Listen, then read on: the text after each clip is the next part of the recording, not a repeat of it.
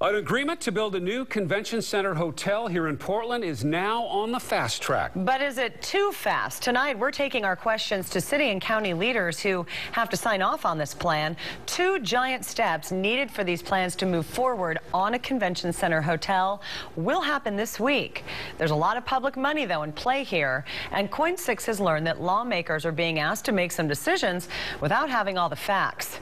Chris Woodard joins us now, and some people are pretty concerned about this, Chris. Yeah, the concern here is all about the tax dollars going into the project. This hotel has been talked about for about 20 years, but it is now closer than ever to being built. With so much disagreement and a lot of questions about who'd pay the bill if the hotel fails, we wanted to know how these decisions are being made. From Comic-Con to LeakyCon. What's really cool about our show, we have zombies. Auto shows and barbershop quartets. The Oregon Convention Center brings more than 500,000 people a year to Portland. Now local government, the Metro Council, say they can bring even more people and money. They just need some public cash, tax dollars, to help build a nearly $200 million Hyatt Hotel. It just brings additional revenue, additional jobs into the Portland area. Metro plans to spend $78 million public dollars to build the hotel. Hyatt would kick in $120 million.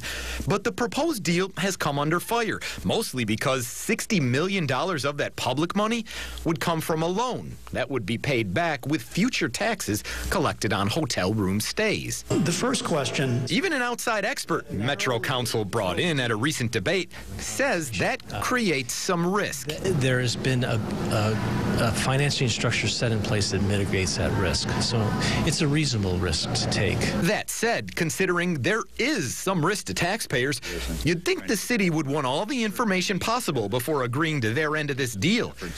We found out they don't have it yet. One of the things the mayor wants to hear is, well, what are the details of the plan? Are we sure this would be a thing that would be good? Are we sure that it would be a good fit for our community? The city council is expected to take up the issue in 2 days. Why does it need to happen now?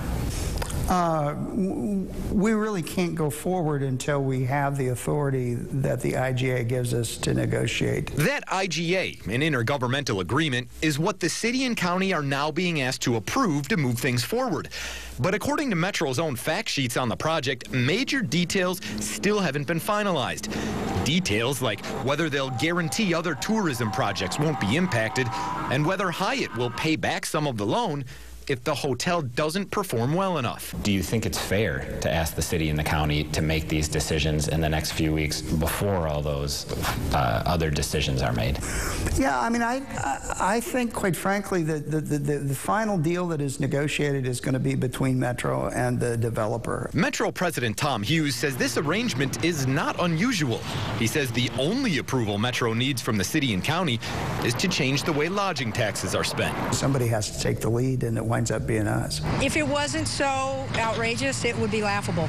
And it's almost, it's like it's out of a movie. This can't really be happening. Opponents in the hotel industry are starting to lose hope. Despite the fact that there is still no agreement, the current landowner is already doing demolition on the site. It looks to me like the fix is in. What's really at the core of this debate is if the hotel is worth it, whether it can help bring 5 to 10 new conventions every year. If it does, its own room taxes will cover repaying the loan. Quite frankly, we think that the risk is minimal and the gain is fairly substantial. But if the hotel flounders, rental car and lodging taxes collected at other businesses would need to be used to repay the loan.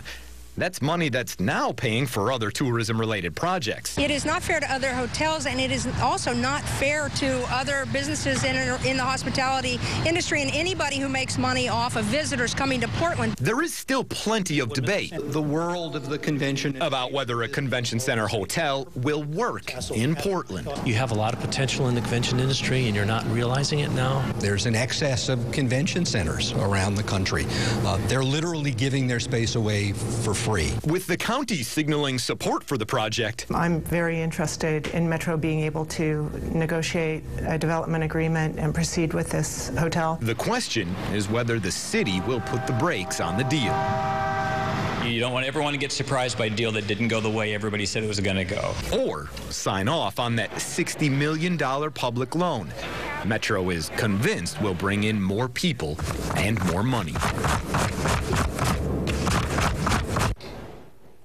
And City will take up the issue at their council meeting on Wednesday afternoon, but they won't make a decision immediately. And several city commissioners tell me that they have some concerns. One saying he thinks taking tax revenue from a business and putting it back into that same business is a slippery slope. We'll be there when both the city and county take up the issue this week. I'll let you know what they decide. Back to you. Okay, Chris continues to follow that story, and we'll continue to follow the story and what happens at Wednesday's meeting and bring you more on air and always on KOIN.com.